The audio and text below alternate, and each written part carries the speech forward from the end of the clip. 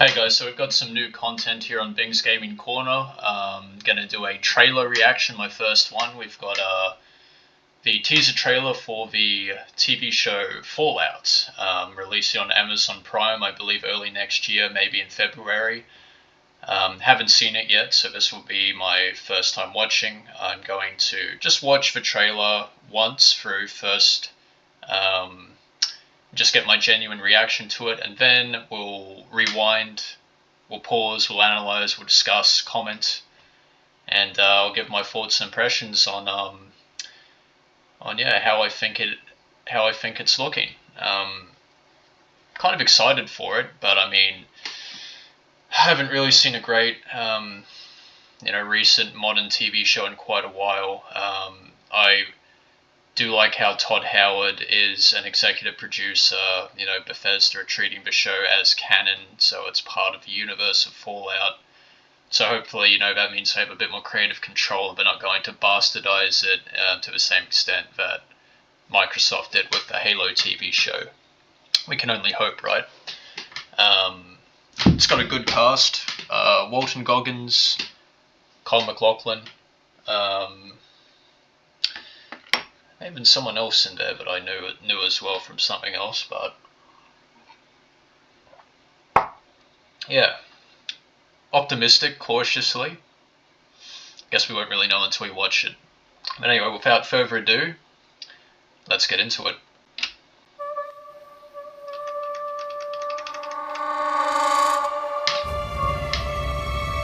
I know that I've lived a relatively comfortable life. Backpack looks pretty cheap. Maybe turn it down a little. Lucy!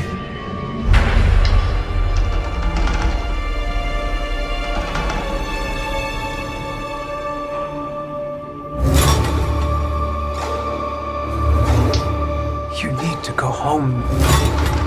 Vault dwellers are an endangered species. Oh, there's a rat roach. I do not think you would be willing to do what it takes to survive up here. What is her gas mask?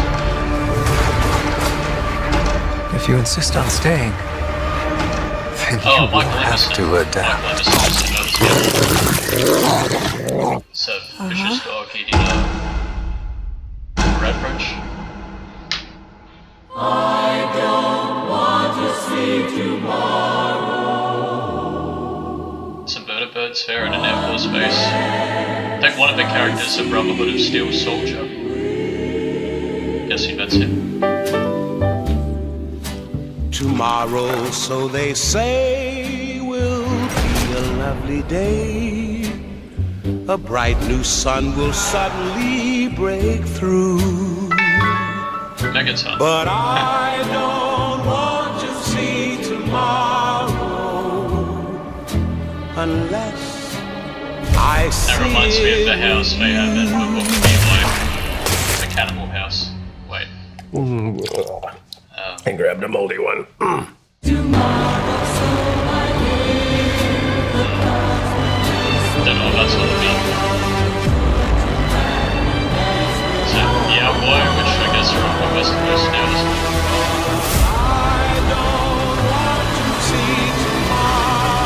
Seemingly they have.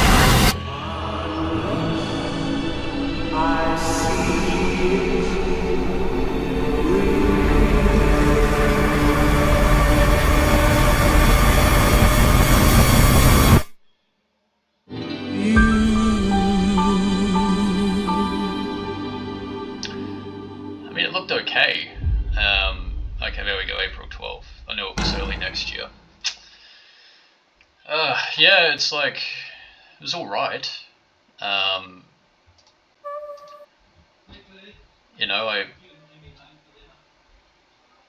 don't, it seemed okay, but yeah, I don't know, I just get the feeling it was a little bit lackluster. It didn't really grab me and shake me and say, yeah, this is something you need to watch. I mean, my initial impression, yeah, just a bit flat. I don't know, a little bit flat.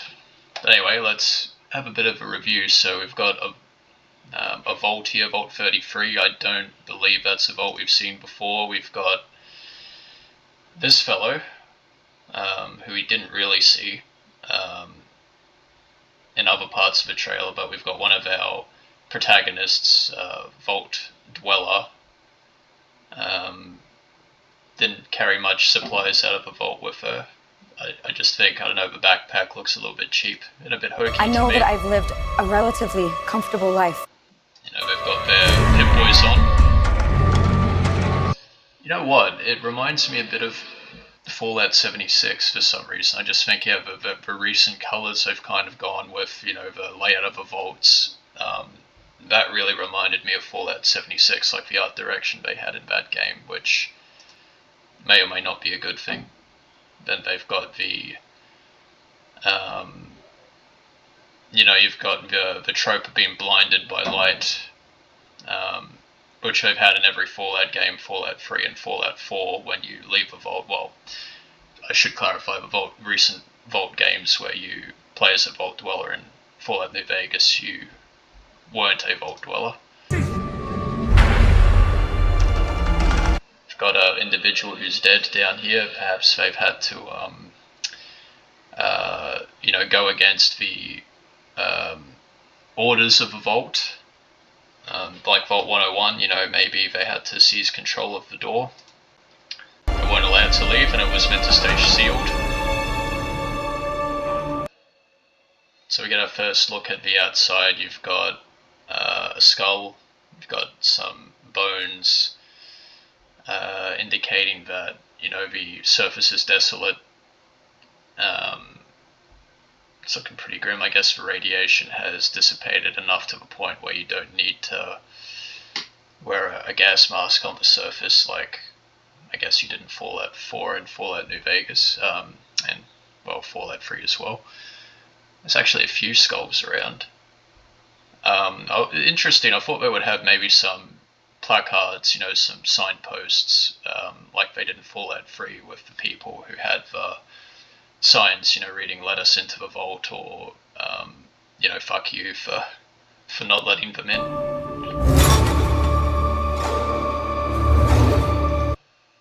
So I'm not very familiar with Los Angeles, but is this like the Pier Santa Monica from like Grand Theft Auto 5, right?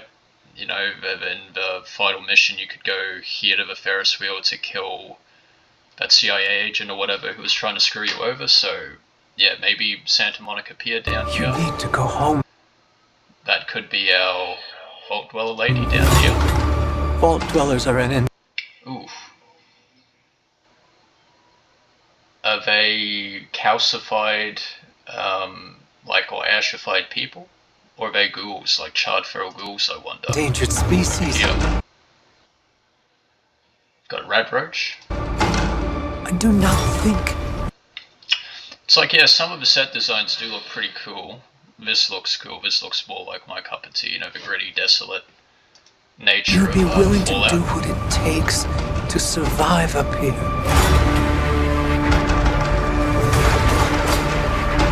If you insist on staying. I do like having Michael Emerson in the series. It's been a while since I've seen him in a TV show. I think it was Person of Interest was the last one, and obviously loved his performance as Ben Linus in Lost. One of the most punched and beaten up, flogged out people in the history of television.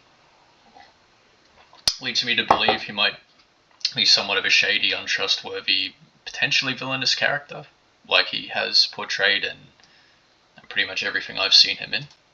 Then you will have Enclave, maybe? to adapt.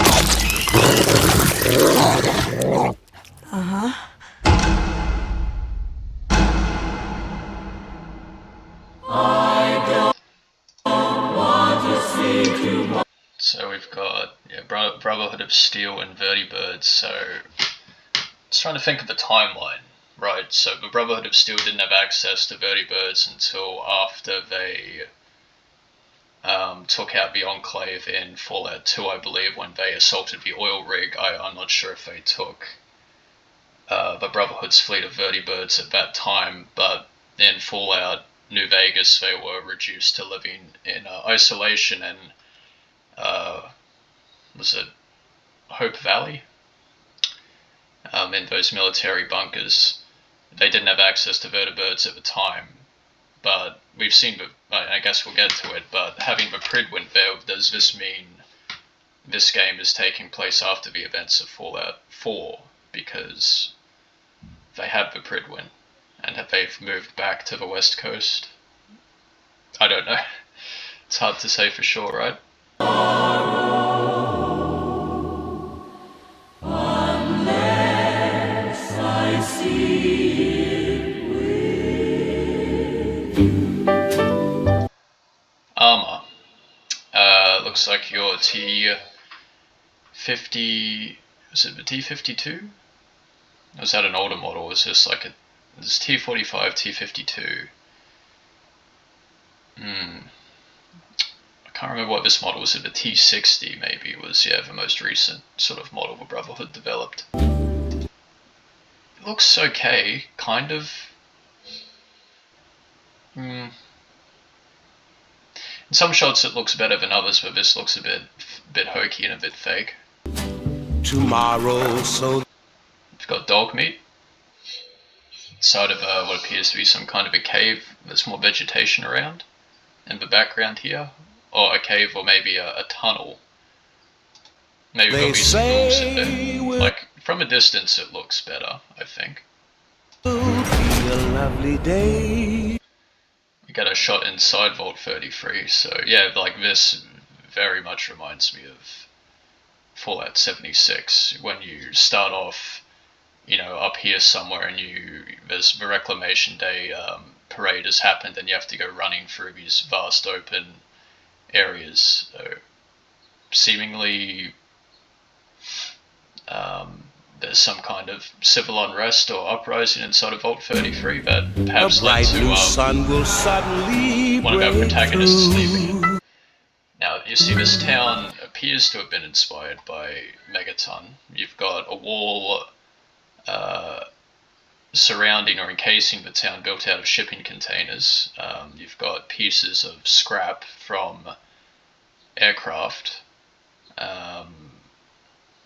A mix of Diamond City and, I guess, Megaton, because in Diamond City you had the big chimney in the middle where Takahashi was. Yeah, a bit of a combination of both Megaton and Diamond City. So we've got a supply shop over here, and I think there might be some signs there. Maybe that says repair, R-E-P-A-I-R, like a repair shop. But I don't want. We've got Walton. Now, some people have talked about him not looking overly ghoulified. I mean, I don't mind that, because, you know, if you're an actor, you know, then he'd consider himself an A-lister for the purposes of this show. You're not going to sign on and be caked in makeup for the whole thing. Like, why get Walton Goggins at that point to play a ghoul? You know, why not just get anyone and get somebody to provide a voiceover or something at that point? Or why not do CGI? Yeah, I want to see Walton Goggins. I want to see his facial expressions. I want to see him emote.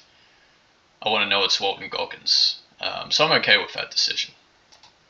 And it looks like he's down in front of that supply building in whatever town this is. And I think, and I should add that we know a little bit about his backstory. He's like a bounty hunter.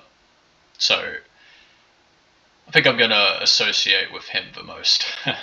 Now we have this house here. Reminds me of the cannibal house in the Book of Eli, like I mentioned. You've got maybe a water purifier, some weirdo and underpants trying to grow, well, what look to be potatoes or something in the front yard. Real decrepit looking individual. Okay.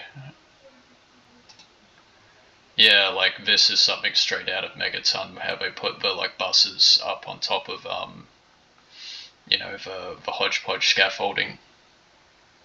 Seems like there was some kind of a shootout in the middle of town. So yeah, I don't really know what was. Oops, sorry, skip forward a bit there. So I was wondering if this might be Chris Parnell, who I believe voices what's his name?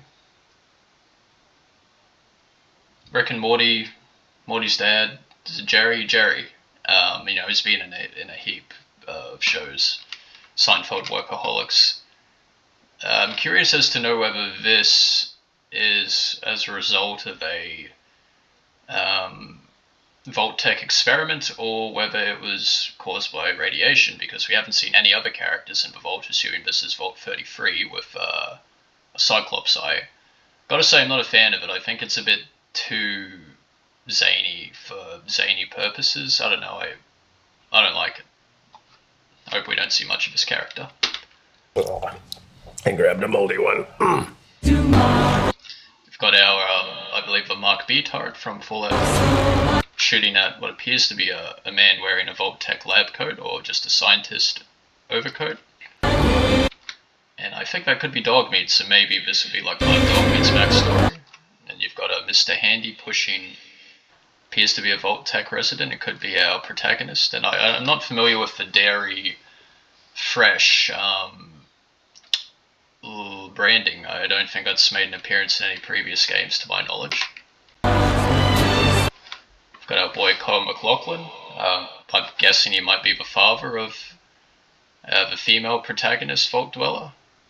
So I think Chris Parnell, if that was him, appears to be the overseer of Vault 33, and Kyle might be her father. It seems like we're sharing a tender moment there through the porthole window. We've got our Brotherhood of Steel character here. They're under assault. Hard to tell where this is exactly, but I can see some trees in the background. I've got a soldier down here that's been incapacitated. It seems like he's an initiate of some kind because he's not equipped in power armor. He's only carrying what appears to be a laser pistol, maybe like a 10mm pistol.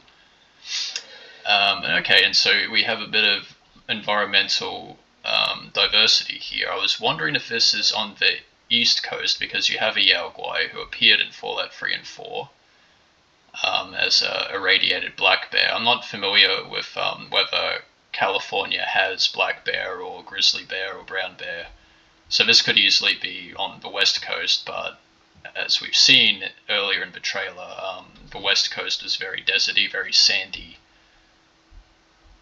This is very forested, so it leads me to speculate as to whether this is on the East Coast. Maybe it would be interesting if they swap between East Coast, West Coast. I don't know if a Yao Guai would have killed these Brotherhood of Steel soldiers. I mean, it would be difficult for a Yao Guai to be able to crack their armor. Yeah. Would be cool if they went to the West Coast as well. Somebody running off towards cats with a briefcase and some kind of irradiated axolotl or salamander. I think in Fallout 3 or 4 they wanted to have some kind of... No, my bad. In Fallout 4 they had the Gulpers, which were mutated salamanders. They were really big, you know. They could get really big. Pretty fearsome enemies. This thing looks pretty gnarly. It's got some what appear to be finger appendages on the inside to pull people down into its gullet. Yeah, it's pretty freaky. Got somebody with a fork shoved in her eye shooting a submachine gun somewhere in Vault 33 during the insurrection or the civil unrest. Got the Pridwen arriving. What appears to be in California, so I wonder if for the timeline of this show whether it's after Fallout 4, because obviously the Pridwen was developed after the war with the Enclave, after Fallout 3. They used it to travel from the Capital Wasteland to the Commonwealth and establish themselves at the Boston airport, so I wonder if they've gone now from Boston back over to the West Coast. In the Pridwen, maybe the West Coast Brotherhood of Steel went extinct, maybe they disbanded, and the East Coast, which was thriving after the events of Fallout 3 and Fallout 4, are essentially a superpower now, and whether they've now moved back to the West Coast to maybe try and re-establish contact with the West Coast chapter, or to resettle the area and maybe try to scavenge some of the technology that had been lost by the West Coast chapter. So it'll be interesting to see how that timeline all plays together, or whether it doesn't. Whether I'm just overanalyzing it and they're just like, who cares? You know, Pridwin. This is before the events of Fallout 3. Like, who cares? Fuck the law. Now, it appears as though we have a shot of Walton during the pre-apocalypse with his daughter, maybe young girl on a horse, when the bombs are dropping. They're riding off as the bombs fall on Los Angeles.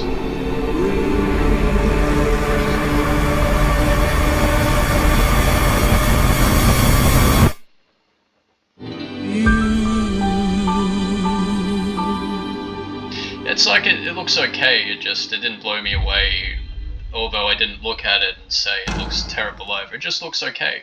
So hopefully, you know, it's a bit of a modest trailer in my opinion. Might get another one before Season 2 first look. Might have to break that down for my next video. Okay. Hopefully they do a bloody better job than Season 1 of that show. But yeah, you know, it looked okay, didn't blow my nips off. Looked alright. Maybe we'll get some more trailers before April 12th. But yeah, I'll be checking it out for sure. Maybe I'll watch the series and I'll upload some reviews here to Things Gaming Corner. But at least, you know, they've stayed consistent to the aesthetic, the look of the Fallout games, which I don't mind. Hopefully the writing is solid and we just get a decent, you know, 7... you know, I'd take a 7 to 8 out of 10 show, as long as it's not horrible. You know, like Halo was. Hey guys, so I've come back to the trailer. Just wanted to add some quick thoughts. So I watched it with a friend, again just recently, and we were having a discussion about the potential implications of the timeline regarding the TV show and what it would mean for future Fallout games or intellectual property as a whole, right? So Bethesda, as we know, has not produced any Fallout content on the West Coast that has anything to do with the old Interplay / Obsidian lore. That means they haven't had any games or any media content which expands upon those old factions and plotlines like the New California Republic, the you know, the Caesar's Legion, the the Mariposa base, Super Mutants. They've just kind of taken elements of that original lore and kind of run with it and done their own thing. So, if this TV show is set after the events of Fallout 4, and they've travelled over to the West Coast, we haven't seen any New California Republic, we haven't seen any Caesar's Legion, we haven't seen any references to the old Interplay or Obsidian Fallout games. So would the implication for that then be that if this is a canon TV show and it's set after the events of Fallout 4, which has been the most recent Fallout game in terms of the lore, would that then mean that the Caesar's Legion and the New California Republic do not exist in the Bethesda timeline? They've essentially retconned those factions and that lore from even existing. That could be the potential implication, that this is a big retcon, that they've gone to California and that there is no NCR, there is no Caesar's Legion, it's essentially a blank slate. And so then if they were to set a Fallout game on the West Coast in the future, there would potentially be no NCR, there would be no Caesar's Legion, there would be no Fiends, there would be no Vipers, Jackals, any of these factions, or plotlines or characters that were devised by Interplay and Obsidian. So that could be the implication we have on our hands here. Which would suck.